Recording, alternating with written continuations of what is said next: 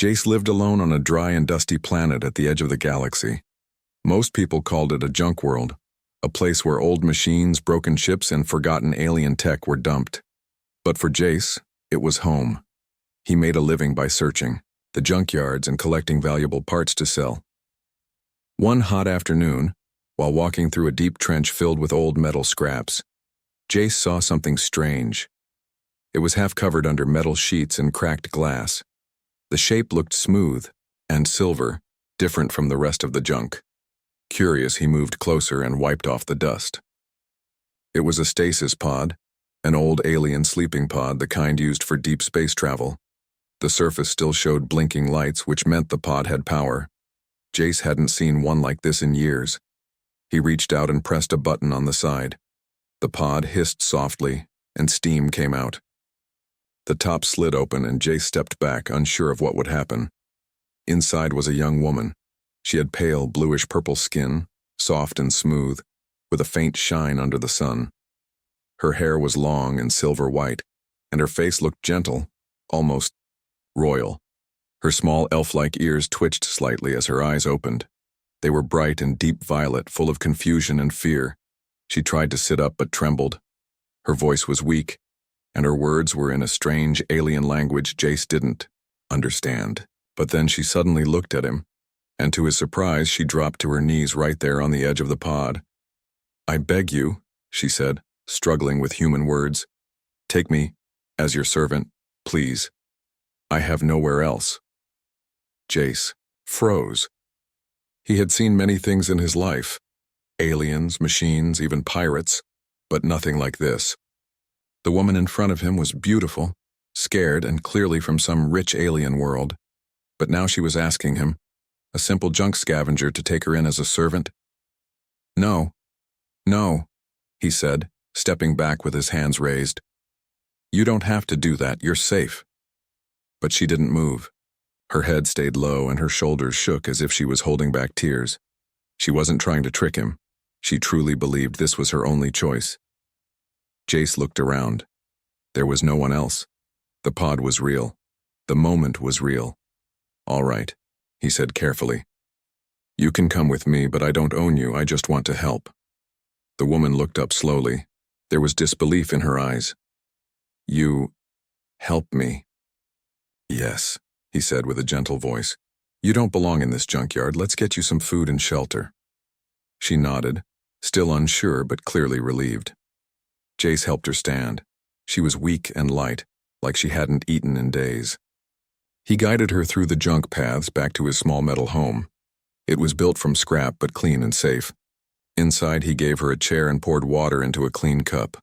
She drank with both hands, almost as if she hadn't tasted water in a long time.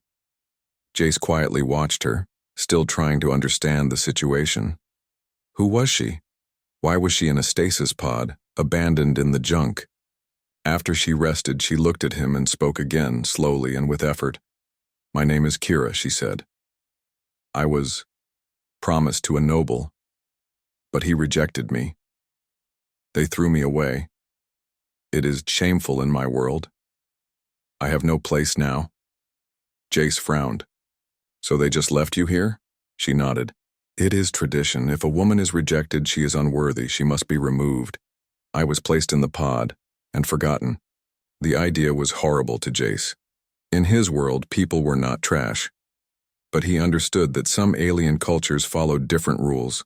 Still, something inside him felt angry. How could they treat her like this? "You don't deserve that," Jace said. "You're not a thing to be thrown away." Kira looked at him with wide eyes. "You say kind words. Most would see me as broken." "I'm not most people," Jace said simply.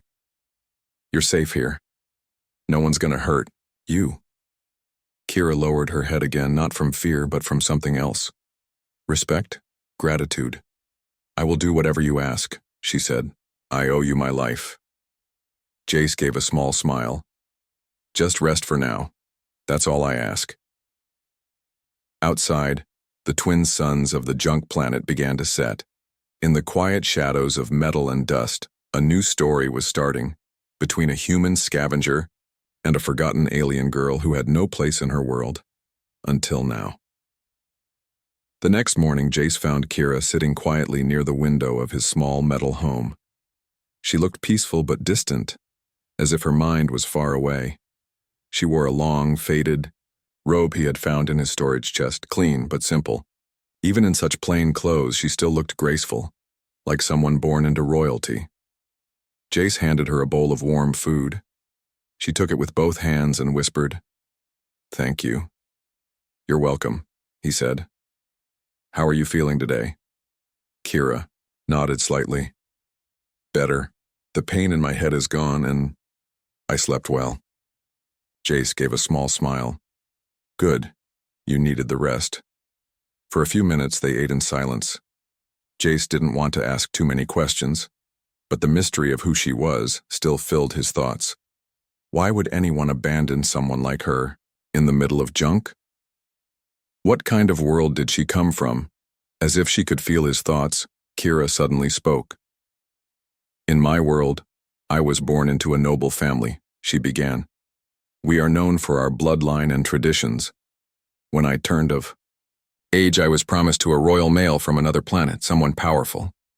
Jace nodded slowly. "A political marriage?" "Yes," she replied softly. "It was not love. It was duty. But then when he saw me, he said I was too weak, not suitable for him. He changed his mind. In our custom, a rejection like this brings shame." Jace frowned. "So, they just threw you away?" Kira looked down at her hands. "They said I was no longer useful. No one wanted me. So they put me in the pod and sent me here. It was not meant to be found." Jace felt anger rise in his chest. He had heard of cold alien traditions before, but this was beyond cruel. "That's wrong," he said. "You're not an object." Kira looked at him, eyes filled with confusion. "But that is how it has always been. A woman like me is expected to serve or be given away. If not accepted, she is forgotten." He shook his head. "Well, that's not how things work here. Not with me." She blinked, clearly not used to hearing such words. "Then, what am I now?"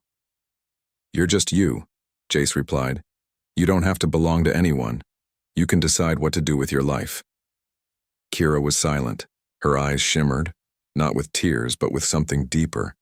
She didn't speak, but her expression showed she was trying to understand a new idea. Freedom. Later that day, Jace took her outside. The junkyard stretched for miles. Mountains of broken ships, old machines, and forgotten parts. The air was dry, but the sky was clear and blue.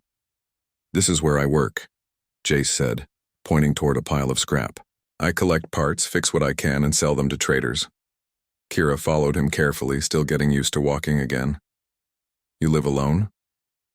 "Yeah," he said. "Just me. Been that way for a long time." "Why?" she asked softly. Jace shrugged. "I used to work with a crew. But people change. Some left for better jobs, others didn't make it. I stayed. I like peace. I don't need much." Kira paused. "You are kind. And strong." He chuckled. "Strong enough to carry old engines. That's about it." She gave a small smile. It was the first real smile he had seen on her face since they met. As the sun dropped lower, Jace showed her how to identify useful parts. She watched closely, asking questions. Though she was quiet, her mind was sharp. She could name alien machines he had never heard of and explain what each part did. She wasn't just a noble girl, she had knowledge. "You know all this?" Jace asked, impressed. "I was trained in diplomacy," Kira said, "but also in ship systems, language, and trade laws. A noble woman must be ready for many tasks." "Sounds like you've got more skills than me," Jace said with a grin. Kira didn't reply, but she looked thoughtful. When they returned home, Jace cooked a simple meal. Kira helped clean the dishes afterward, even though he told her she didn't have to. "I want to," she said. "Not because I must, but because I choose."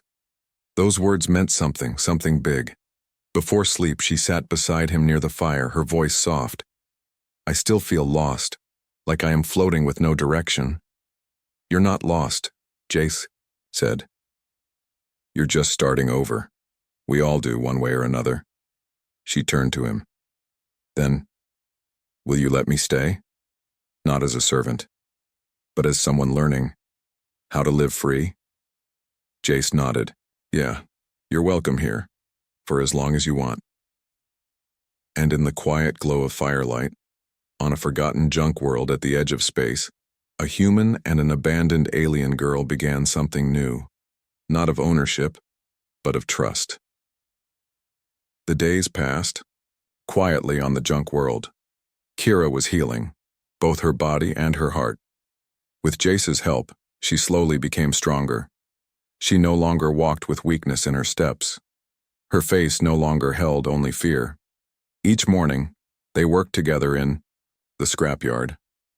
Jace showed her how to cut metal, power up old batteries, and check for working tech. Kira learned fast, and in return she taught Jace how to read alien trade codes and identify rare parts. Their teamwork became smooth, like two gears turning in the same machine. But peace never lasts forever. One afternoon, while they were digging, through a crashed cargo ship, Jace noticed something in the sky. A black shadow was moving slowly, far above the clouds. It was not a bird. It was not a transport ship. It was a patrol craft. Jace's face turned serious. That's not local. Kira looked up too. Her body froze. She recognized the shape. It was from her homeworld.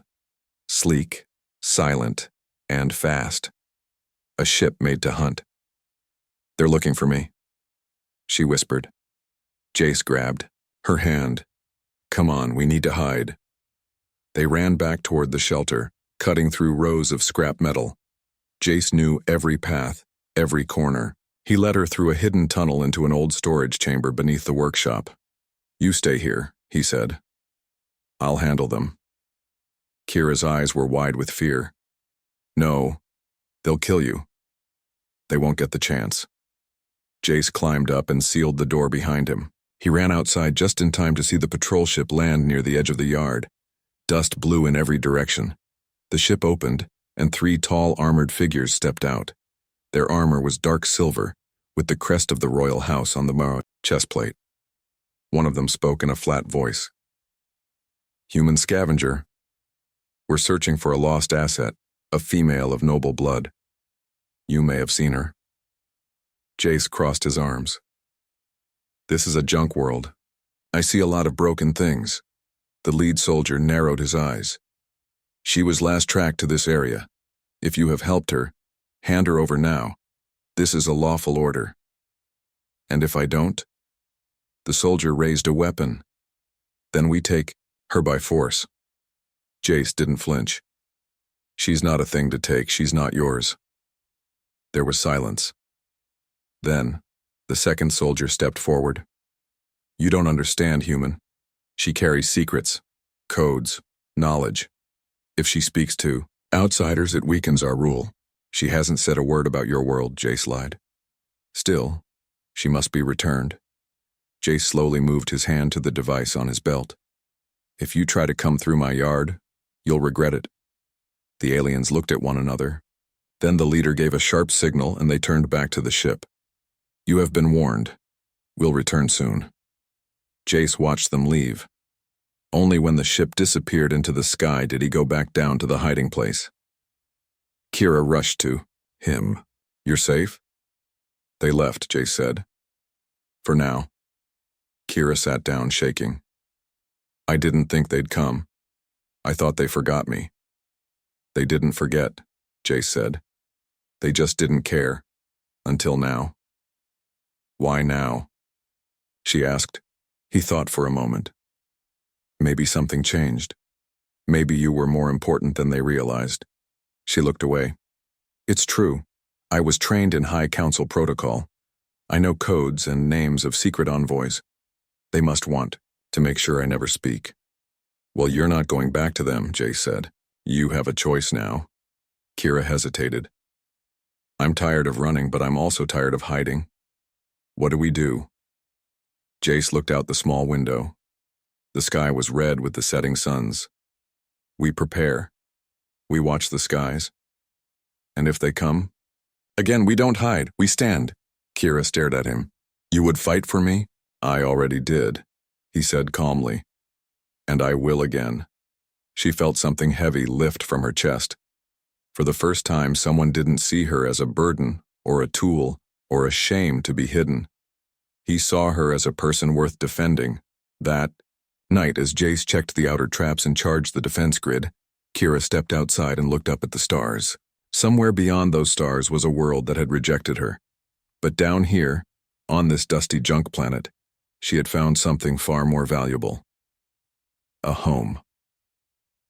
The days after the patrol's visit were tense, but life on the junk world slowly returned to a strange kind of normal. Jace kept working in the scrapyard more alert than ever, and Kira helped whenever she could, learning to identify parts and even taking apart old machines with surprising skill. The more time they spent together, the more Jace saw Kira's true worth. She was no simple noblewoman, she was clever, brave, and capable. However, despite their growing friendship, there was something that still bothered Jace. Kira's view of herself, her belief that she needed to be owned by someone, never left her. Every time they spoke about her past, she would say things like, I was meant to serve, or I owe everything to you. Jace would tell her that she didn't owe him anything, that no one should feel bound to another person by duty or tradition. One evening, as they sat together around a small fire, Jace decided it was time to address the matter head-on. I need to talk to you about something, Jace began. Kira looked up from the fire, her eyes reflecting the orange glow. What is it? You keep saying that you owe me, he said, choosing his words carefully. But you don't owe me anything. Kira's face softened, and she lowered her head. But I do. I was abandoned. I would have died in that pod. If you hadn't found me? Jace shook his head. No, you're not a thing, Kira. I didn't find an object in the junkyard. I found a person. Someone who deserves to make her own choices. Kira's eyes widened. She seemed almost confused by the idea. But what if I don't know what to choose? What if I have no place without someone to guide me? Jace stood up and walked a few steps away, taking a deep breath. Kira, you don't need anyone to guide you. You can choose for yourself. You're free. You've always been free. I don't know how to be free, she whispered. Jace turned back to her, his voice firm. Then let me teach you. Not how to be my servant, but how to stand beside me, equal, free. Kira didn't speak at first. She stared at the fire, her thoughts clearly swirling. Then slowly she stood and walked toward him. I want to understand, she said quietly. Jace felt his heart beat faster. For the first time, it seemed like Kira was beginning to believe in her own worth. He extended his hand to her. Let's start with today, Jace said. You help me fix these old engines and I'll teach you how to get by on your own. We'll figure this out together. Kira hesitated, but then placed her hand in his. Together? Yeah, Jace replied, with a smile. Together. The next day, Kira worked alongside Jace, carefully taking apart the broken engines he had been meaning to repair. She followed his instructions without question, learning quickly how to handle the tools and wires. By the end of the day, they had successfully repaired 2 of the machines. Kira was exhausted but happy. There was a sense of accomplishment in her eyes that hadn't been there before. As they rested in the evening, Jace noticed a change in her demeanor. She no longer seemed burdened by her past or unsure of her worth. For the first time, Kira looked at him without any hint of needing to repay him for his kindness. She looked at him as an equal, a friend. I never thought I would feel this way, Kira said, gazing out at the distant stars. For the longest time, I thought my life was over, but now, I feel like I'm living again, like I have a purpose. You do, Jace said, his voice soft. You don't have to live for anyone else's expectations. You can make your own purpose. Kira smiled, and for a moment she seemed like a different person. a woman free from the chains of her past. The next few weeks passed peacefully. Jace and Kira worked together, built their small shelter into something stronger, and began to make plans for their future. They learned to trust each other more every day, and Kira continued to grow into her newfound independence. One afternoon, while scavenging, Kira found a strange device buried beneath the ground. It looked old, but well-preserved. She brought it to Jace, who carefully examined it. "What do you think it is?" Kira asked, her eyes full of curiosity. Jace frowned. "I'm not sure, but I've never seen anything like it. This could be worth a lot if we find someone who knows what it is." Kira tilted her head, studying the device with him. "Maybe it's something that could help us. Something that could change everything." Jace's mind raced. He had always been a scavenger, living on the edge of society. But Kira, she had a way of seeing possibilities, of finding hope in places where Jace only saw ruins. "What do you think?" he asked, looking at her. "I think—" Kira paused, her fingers tracing the strange symbols on the device. "I think it's a symbol of something more. Maybe we're not just surviving anymore, Jace. Maybe we're meant to do something." Jace smiled at her, proud of how far she had come. "Maybe. Whatever happens, we'll do it together." And for the first time, Kira believed him. The days following the patrol's visit were tense, but the quiet return to their routine was a welcome change. Jace and Kira continued their work in the scrapyard, Jace teaching her the ways of scavenging, fixing and repurposing old technology. Kira was learning faster than Jace had expected. It was as if the weight of her past was slowly being lifted, piece by piece. Despite her progress, however, there was one issue that Jace couldn't ignore. Kira's insistence on paying him back, on owing him something. Every time she did something for him, or even when they shared a quiet moment, she would always say, "I owe you." At first, Jace had brushed it off, thinking it was just the way Kira had been taught to think, living in a world where honor and servitude were the highest expectations for a woman like her. But as time went on, he realized it was more than that. It was a deeply ingrained part of her. She felt as though she had no value unless she was giving something back.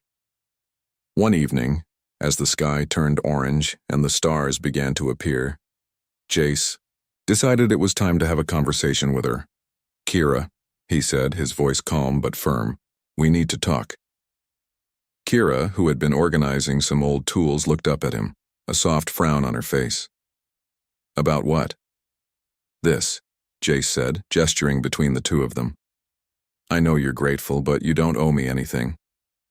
Kira blinked, confused. "I don't understand. You saved me. You gave me a place to stay. I owe you my life." Jace shook his head. "You don't owe me anything, Kira. You don't owe anyone anything. You're not some prize to be claimed or some debt to be paid. You're a person, a free person." "But Kira started, but Jace held up a hand to stop her.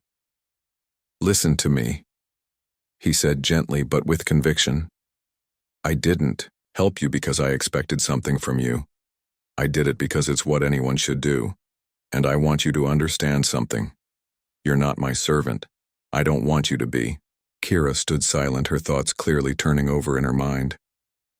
"But I was trained to serve," she said softly, almost to herself. "It's all I've ever known." "You were trained to serve others, yes," Jace replied. "But you don't have to live like that anymore. You can choose what you do with your life. You're free now. You don't need to answer to anyone. Not to me. Not to anyone." Kira looked at him, her eyes searching his face for any sign of insincerity, but she didn't find it. Slowly, her shoulders relaxed and she let out a breath she hadn't realized she was holding. "I don't know how to be free," she admitted, her voice barely above a whisper. Jace smiled softly, a reassuring look in his eyes. "That's okay. You'll learn. And I'll help you." Kira nodded slowly, as if the weight of his words were just beginning to sink in. "I've never had a choice. Everything was decided for me. But now—" She paused, struggling to find the right words. "Now it's like I'm floating. I don't know what to do." That's normal, Jace said. It's hard to break free from something you've known your whole life, but you'll find your way. Just remember, you're not alone in this. Kira looked down at the ground, her hands clasped in front of her. And what about you? She asked quietly. What do you want from me? Jace took a step closer, his voice steady and warm. Nothing, Kira. Nothing except for your friendship. I want you to be my partner, not because you owe me, but because you want to. That's all. Kira's heart swelled in her chest as she looked up at him. There was no judgment in his eyes, no expectation, only trust and kindness. I've never had a friend like you, Kira said softly. Someone who sees me as more than just an obligation. Jace smiled. You don't need to be anyone's obligation. You're already enough just as you are. For the first time since she had arrived on this strange, forgotten world, Kira felt a sense of peace, a sense that she could take control of her own future, not defined by her past. That evening, they worked side by side under the fading light, fixing up old machinery and preparing it for sale. As they worked, Jace saw a change in Kira. She was no longer the broken woman who had stumbled into his life, but someone who was starting to rebuild, starting to grow. And as the days passed, Jace began to see her as more than just a friend. She was an equal, a partner, and in some strange way she had become someone he could rely on. But that wasn't the only change. As Kira's confidence grew, so did the quiet bond between them. They laughed together, shared stories, and worked toward a future they both were beginning to build. Kira was learning what it meant to be free, to make her own choices, to forge her own path. One night, as they sat watching the stars, Kira spoke again. I think I understand now, she said. Quietly, understand what? Jace asked. I understand that I don't have to be someone's servant, she replied, her voice steady. I can stand beside you, as an equal. Jace smiled, his heart full. That's right. And in that moment, both of them knew that, whatever came next, whether it was the threat of the royal fleet, the uncertainty of their future, or the challenges ahead, they would face it together. The quiet days on the junk world were a blessing. Jace and Kira had grown comfortable with their routines. The scrapyard was their home, and for the first time it felt like it was truly theirs. They had built something together, a safe place where no one could tell them what to do or how to live, but peace, Jace knew, could never last forever. One morning, as they worked on an old generator, a faint hum filled the air. Jace paused, looking up toward the sky. He didn't recognize the sound. It wasn't the usual cargo ships or stray drones passing by. This sound was heavier, more deliberate. Kira, standing beside him, also stopped. Her face grew pale. They're back, she whispered, almost to herself. Jace turned to her. Who's back? The royal fleet, Kira said, her voice trembling slightly. I didn't think they would return so soon. Jace's heart sank. They've come for you? She nodded. Yes, they must have tracked me. They won't stop until they find me. They won't care if we're on this forgotten world or not. The sound of the craft grew louder. Jace could now see the dark silhouette of a ship descending from the clouds. The Royal Fleet's ships were unmistakable, sleek, fast, and intimidating. Jace felt a chill run through him as it landed in the distance. We need to hide, he said quickly. Now. Kira's eyes widened. They'll destroy everything if we try to run. Jace grabbed her hand, pulling her toward the hidden passage they had used before. We don't run, we fight, we're not giving you up. The two of them ran through the old tunnels beneath the scrapyard, their footsteps echoing in the dark. Kira had never truly believed she could stand up to the forces that had controlled her life for so long. But Jace's words, his trust in her, had planted a seed of hope she hadn't known was possible. She wasn't just a thing to be reclaimed. She was a person. And she wasn't going to let them take her without a fight. They crouched in the dimly lit hideout, trying to make as little noise as possible. Jace pulled up a small screen from a hidden console, scanning for any signs of the soldiers. They're here, Jace said, his voice low. They've landed and are searching the area. Kira, sitting beside him, clenched her fists. I should just go to them. It's what they want. I'll go quietly. I don't want you to get hurt. Jace shook, his head fiercely. No, I won't let them take you. Kira's eyes softened. But you don't understand. They'll destroy everything for me. They've already done it once before. Jace took a deep breath. That was them, Kira, not me, not us. I promised you. No one's going to make you disappear again. For a moment, there was silence between them. The weight of the situation was heavy, but there was also a strange strength in the air. Kira could feel it too. She wasn't alone in this fight. She didn't have to face it by herself. As the minutes ticked by, the sound of boots on the ground could be heard outside. Their hideout. The soldiers were close. Jace glanced at Kira, his expression serious. It's now or never, he said. Kira nodded. She stood tall, brushing off the dust that had gathered on her clothes. I'm not going back, she said firmly. Not like that. Not as their prisoner. Jace smiled at her, proud. That's the spirit. He turned to the console, quickly activating the defense system Jace had rigged to protect the scrapyard. The loud hum of energy filled the air as the makeshift traps and barriers were set in motion. Let's show them what we're made of, Jace said, grabbing a nearby wrench as a weapon. Kira stood next to him, her heart racing. She was no longer the scared, broken girl who had arrived at Jace's door.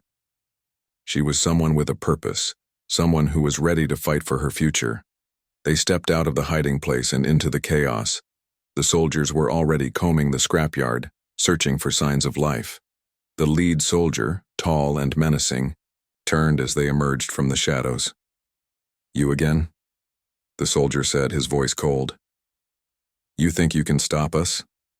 Jace held up the wrench, standing tall beside Kira. I don't think I can stop you. But I'm sure as hell going to try. The soldier raised an eyebrow, unimpressed. You're making a mistake, human. You don't know who you're dealing with. Kira stepped forward, her voice steady. You don't understand. I'm not your property. I'm not a thing to be taken. The soldier sneered. You were, and you always will be. Jace's hand tightened around the wrench. He knew they couldn't win in a direct fight. There were too many of them. But they had one thing the soldiers didn't. The element of surprise. The traps Jace had set earlier were now activated. The ground beneath the soldiers' feet began to shift, pulling at their boots.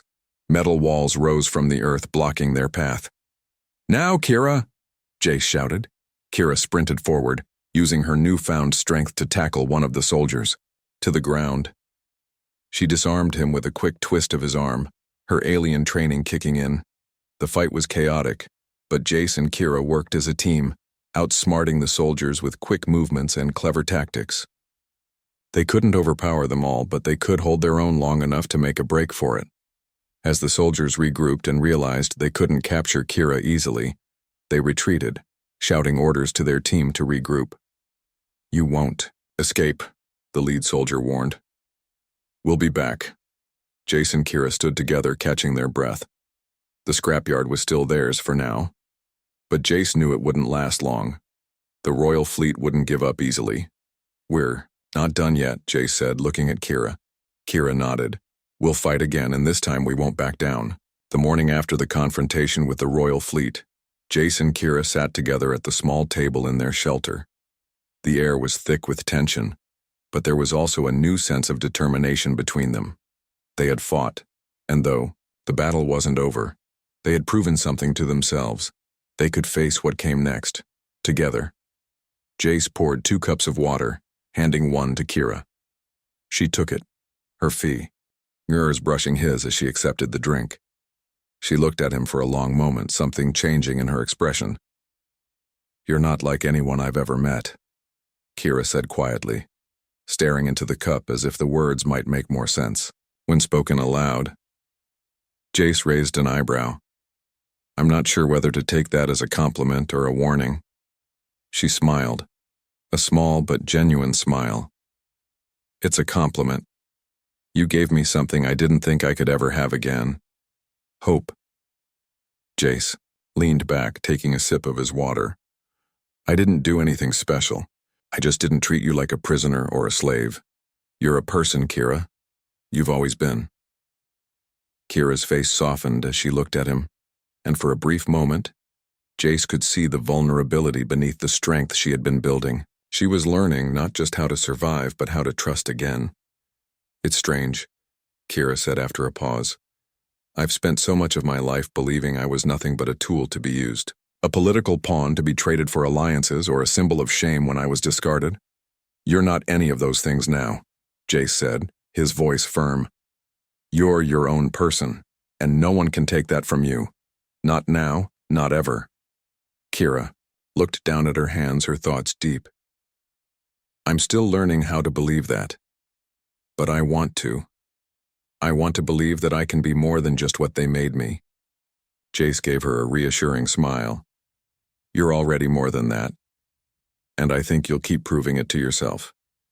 The words hung in the air between them, settling into their hearts as they took comfort in the quiet understanding they had found in each other. The moment felt peaceful, but they both knew there was much more to face. The royal fleet wouldn't give up. But this time, they would be ready. The next few days were filled with preparation. Jace and Kira worked side by side, fortifying the scrapyard with makeshift barriers and setting up the last of the traps. It was hard work, but it brought them closer. They found themselves talking more, sharing their pasts and their hopes for the future. Kira shared stories of her homeworld, a place of grand cities and endless luxury, where nobility was expected to be both powerful and beautiful.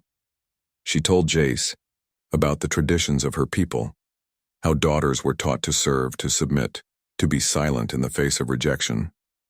But she also spoke of her love for learning, for understanding the world beyond her family's walls. Her heart had always yearned for something more than the life she had been given. I used to think I would never be anything other than a pawn, Kira said one evening, as they worked together to secure a storage unit. But now I feel like I'm becoming someone. Jace paused, watching her carefully. You already are someone. You've always been. It just took the right person to see it. Kira's smile was warm, and for the first time, Jace saw the woman she was becoming. Not just someone fighting to survive, but someone who could live for herself, free from the chains that once bound her. The sound of the royal fleet's ships grew louder in the distance, marking the approach of another confrontation. But this time, Jace and Kira were ready. They took their positions behind a makeshift barricade that covered the entrance to the scrapyard. The few remaining machines they had repaired were strategically placed, ready to be used as distractions, if necessary. Are you ready? Jace asked, his voice calm but serious. Kira nodded, her face set with determination. More than ready. Jace gave her a small nod of approval before turning his attention back to the sky. The fleet's ships were coming in fast, their engines roaring as they descended toward the scrapyard. They don't waste any time, Jace muttered under his breath.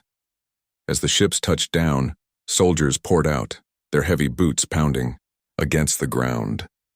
Kira's grip tightened on the weapon she had scavenged, a modified pulse rifle she had learned to use in the past days. She had trained herself, practiced, and now she was ready. The lead soldier, the same one who had threatened them before, marched toward them. His eyes locked onto Kira as if he could see her very soul. You cannot hide forever, he called. Out. You will come with us now. Kira stood tall, raising her weapon. I'm not going anywhere with you. Jace stood beside her, his expression unshaken. You heard her. She's not going back to your world. Not as a prisoner, not as a servant, she's free. The soldier's face twisted in anger. You think you can defy us? You think a human and an alien girl can stand against the royal fleet? We don't need to stand against you, Jace said. We just need to stand up for what's right. Kira's heart pounded in her chest as she aimed her weapon at the soldiers. This is where it ends. The standoff was tense, but in that moment Kira knew that she wasn't the broken, abandoned girl from the pod anymore. She was strong, she was capable, and she would never allow herself to be a pawn again. The tension in the scrapyard was unbearable as the royal soldiers advanced toward Jace and Kira. The lead soldier, his face twisted with anger, raised his weapon. He was about to issue another command when Kira's voice rang out strong and clear. "I will not go back to a life of shame," she said, her eyes locked on the soldier. "I am free, and I choose my own future." Jay stood beside her, his posture straight, his hand resting on the pulse rifle he had scavenged. He wasn't a soldier, but he knew enough to fight for what was right. Together, they were a force, stronger than anything the royal fleet could throw at them. The lead soldier sneered, his hand tightening around his blaster. "You think you can stop us? The fleet will crush you both." Kira's heart raced, but she stood her ground. "You don't understand. We're not afraid of you anymore." Jace nodded. "We've already beaten you once. You're not taking her again." The soldiers took a step forward, and Kira's fingers tightened around her weapon. She wasn't the scared girl who had once cowered in fear. She had learned to defend herself, to fight back when her life and her freedom were threatened. Jace had taught her that. And now together, they would show these soldiers that they weren't just victims of a cruel system. They were survivors. The lead soldier hesitated for a moment, clearly frustrated by their resolve. He barked orders at his men, and they moved, to flank Jace and Kira. But the two of them were ready. Kira fired first, a quick, precise shot that sent one of the soldiers scrambling for cover. Jace followed suit, his own shot hitting another soldier's blaster, knocking it from his hands. The other soldiers hesitated, unsure whether to continue their attack or retreat. "You don't have to do this," Jace called out. "We don't want to fight, but we will protect ourselves." The lead soldier looked furious. "You are no match for us, human. You are nothing but an obstacle." "We're more than that," Kira said, her voice steady, her eyes locked on the soldier. "We are free." The standoff lasted only a few more moments before the soldiers began to fall back. The lead soldier glared at them one last time before shouting an order. "We will return. This isn't over." Jace and Kira watched as the royal soldiers retreated back to their ships. They didn't let their guard down until the ships had vanished into the sky. Kira lowered her weapon, her hands still trembling slightly, but she stood taller now. For the first time in her life, she felt like she had truly fought for her freedom, and won. Jace stepped beside her, a proud smile on his face. "You did it," he said. "You stood up for yourself." Kira looked at him, her eyes shining. "We did it. Together." As they stood side by side, the junkyard around them suddenly felt like something more. It wasn't just a place where they hid. It was their home. And it wasn't just a place of survival. It was a place where they could build a future. They knew the fight wasn't over. The royal fleet would be back, and they would have to be ready. But for the first time, Kira wasn't afraid. She had someone by her side who would fight for her. And together, they would face whatever came next. "I've been thinking," Kira said, breaking the silence. "Maybe this is where I truly belong. Not in some palace, not as a servant, but here, with you." Jace smiled, his heart swelling with emotion. "I'm glad you think that, because I can't imagine a future without you in it." They walked back toward their shelter, the evening sky above them turning a brilliant shade of purple. The future was uncertain, but Kira knew one thing for sure. She was no longer a prisoner of her past. She was free, and for the first time she could choose what came next. As they entered the shelter, Kira looked around, taking in the space they had built together. It was modest, nothing compared to the grand estates she had once known, but it was theirs. And that was enough. "We'll make it work," Jace said, as if reading her thoughts. "We've made it this far, we'll keep going." Kira smiled, her heart full. "Yes, we will." And as the stars began to twinkle overhead, the two of them sat down to plan their next steps. They didn't know what the future held, but they knew they would face it together, side by side, strong and free.